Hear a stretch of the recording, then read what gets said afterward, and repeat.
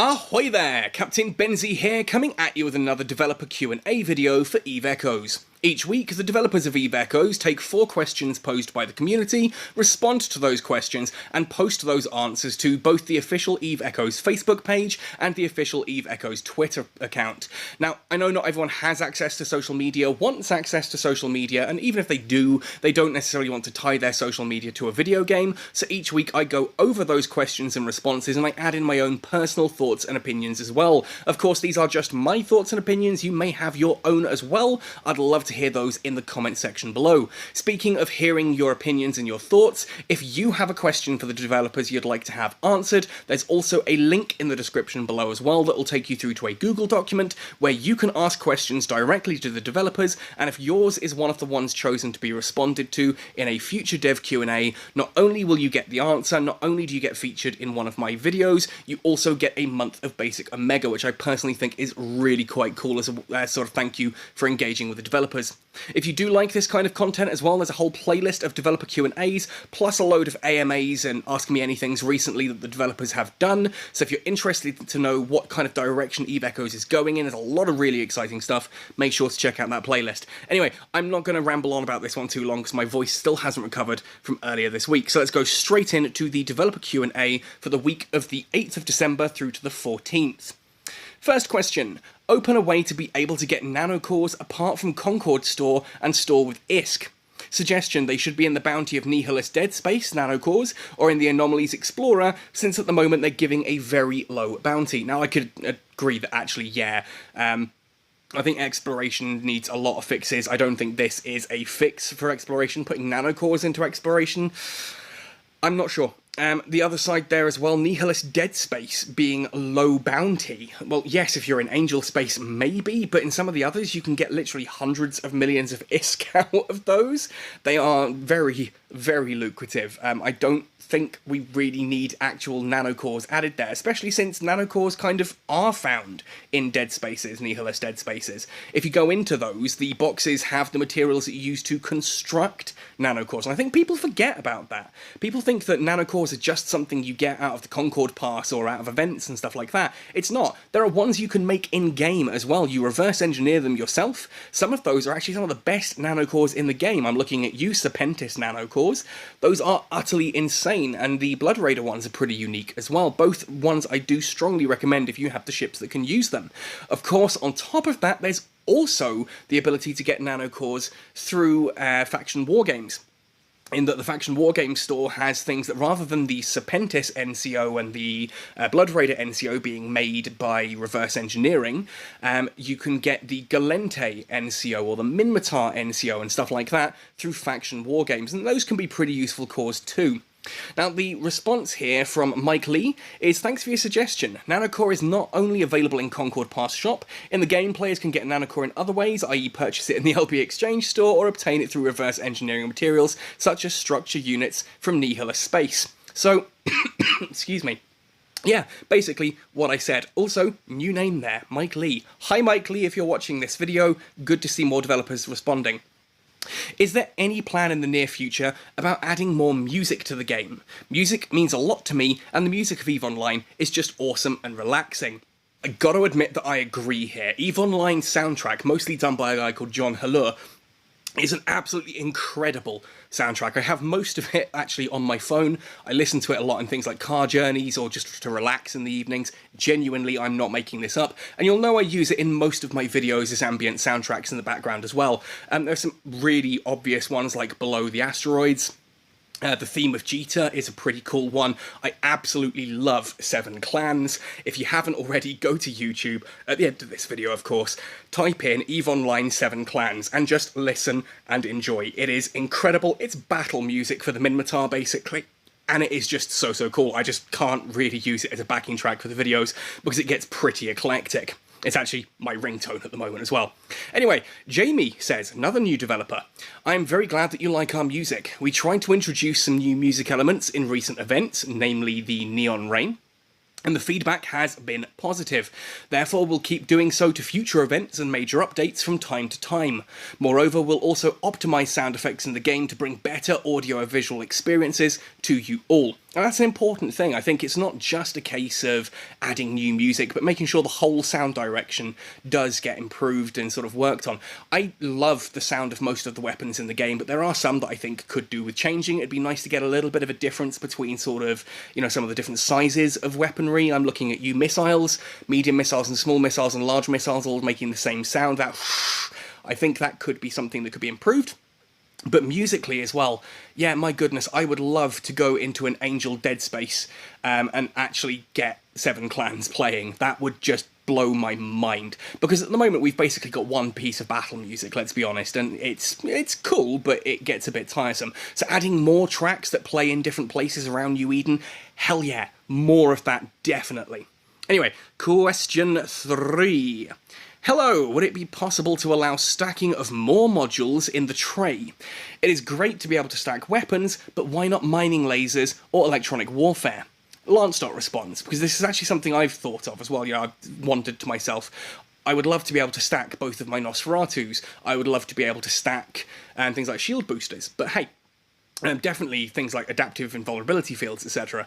So Lance says, thank you for your feedback. The mechanic of weapon stacking is that the damage of each turret will simply be added up first, and then the overall damage will be calculated based on the sum. So basically, you are turning, if you take 4 turrets and combine them together, you're now making that one turret that fires with the stats of 4. Now, that does have some pros and cons to it, but they do kind of equal each other out, in as much that obviously if you've got 4 individual turrets firing, you might get a situation where one of them misses and the other 3 hits, whereas in the case of them all being together, all 4 of them will miss or all 4 of them will hit, basically. It's a bit more complex than that, but basically it does sort of balance itself out, and that's how you need to think of it with turrets, that they sort of add it all together and then fire it off as one. Whereas it says here stacking the other modules is more complicated. We cannot directly apply the turret stacking mechanic to other modules, which I guess makes sense, in fairness. I'd never really thought of it like that, but yeah, I guess that's why you can't stack some of these things. We do realise, however, that being able to activate modules more conveniently is a feature that players need, thus we'll try to realise this feature in other ways later, for example, allowing players to group their weapons, and then activating the whole group with one click. That's pretty cool. I think having, you know, the ability to sort of activate entire groups of modules in one go does definitely have an advantage to it. If you can't stack modules together, then that's a way of doing it, I suppose, to make sure they all activate at the same time.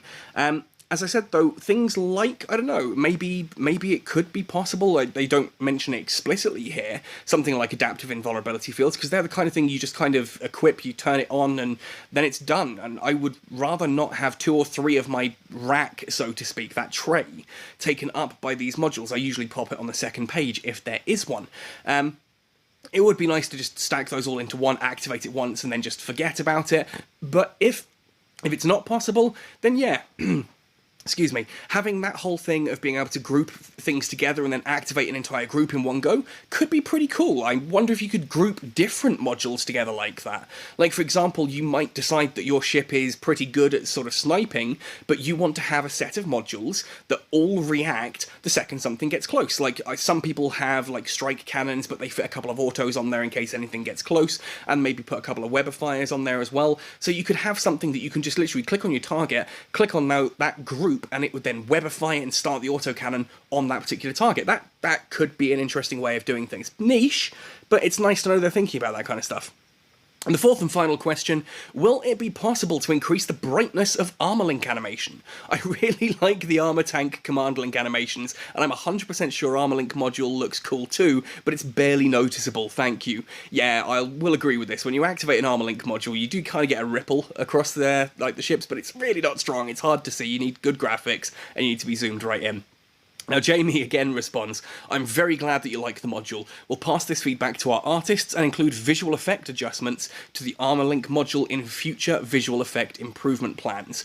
That's pretty cool, because yeah, I agree, again, it's pretty niche, it's a very minor thing, would be nice to have, I think, just this ability to really see that it's been activated. I quite like taking screenshots, you may have noticed on some of my thumbnails, of armor tanking ships. If I'm using an armor tanking ship, I definitely try to get the sort of the adaptive armor hardener effect, that sort of ripple it does across the hull of the ship into the screenshot, because it just looks so badass. It does look really, really cool. Same with armor repairers, the fact you can actually see that sort of paste sort of going over and filling in the cracks of your ship. It's pretty cool, and I like the fact that, again, they're thinking about this kind of stuff. We know that going forward, because I can already hear certain people watching this video going, oh, this is all pants, where is all the important stuff? Important stuff's all in the AMA. The developers have talked so much about all the big issues recently, about balance, about server stability, about industry, all this kind of thing. I think it's nice, actually, that the developer Q&A this time around is something a little bit more sort of quality of life, just small little changes that perhaps some people may not have even thought of. As I said, new music, I'd never even really considered that, but absolutely, if they were to say, would you like new music? The answer is 100% yes. I would love to have some new tracks play in combat and in different areas, just to get a different feel for different areas of space, like we have in EVE Online. I disagree with the first question, but we've already covered that. Things like stacking, it's nice to know why you can't stack these modules, and that the possibility of grouping them together is something the devs are looking into. This is why I like dev Q&As, because it gives us an insight into things that just, you go, oh, actually. And there are certain things that when I look back on it now, like I was watching a couple of my old videos the other day, looking back into the open beta, and yeah, I was missing things like the tactical overlay, which is now huzzah back. Unless you're an Android, then it's rolling out at some point over this week.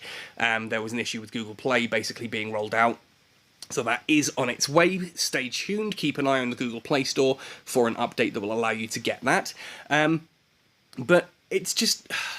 It's nice to be able to... I looked back on these things, and it was nice to spot there are so many little things that I had completely forgotten weren't in the game at launch that are just game-changing now. Our controls over who it can do what in a corporation, the wallet controls, withdrawing from hangars, stuff like this, having proper permissions set and all that.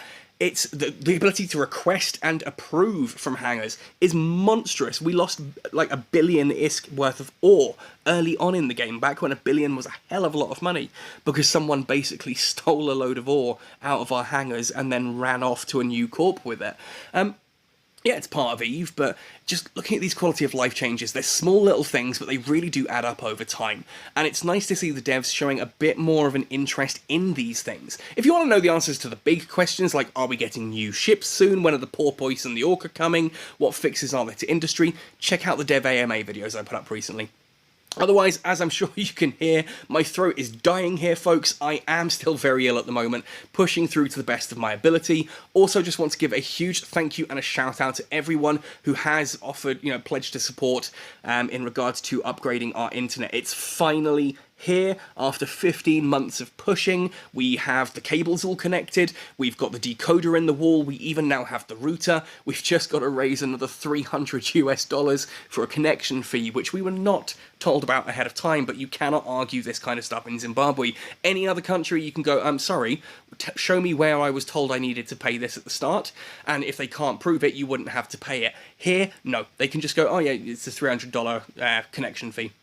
And if we can't pay it, we don't get it. So I'm trying to raise that. If you are able to help, obviously I've got my Patreon down below. You can earn some cool merchandise with that as well. I will put a link as well through to my personal PayPal. If you're able to pledge to support that, that would be awesome. I'm not expecting anything from anyone. If you can, it's amazing. If not, just thank you guys so much for the support in general.